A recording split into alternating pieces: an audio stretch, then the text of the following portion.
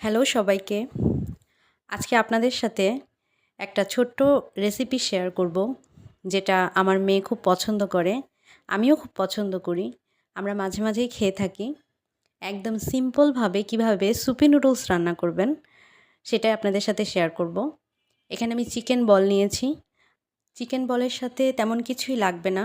আপনাদের ঘরে যা আছে তা দিয়েই আপনারা নুডলসটা রান্না করতে পারবেন।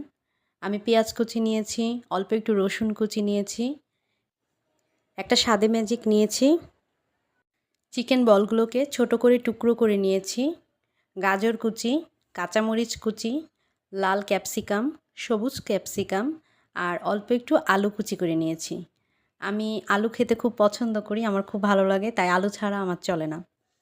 আর মশলা বলতে এই তো হলুদ, লবণ, তারপর গোলমরিচের গুঁড়া, টমেটো সস, তেল।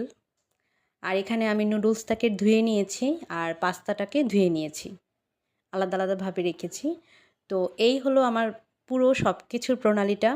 আমার পছন্দের একটা মিউজিকের সাথে আপনারা এনজয় করুন কিভাবে আমি মাঝে মাঝে এই সুপি নুডলসটা রান্না করি। খুবই মজাদার একটা রেসিপি।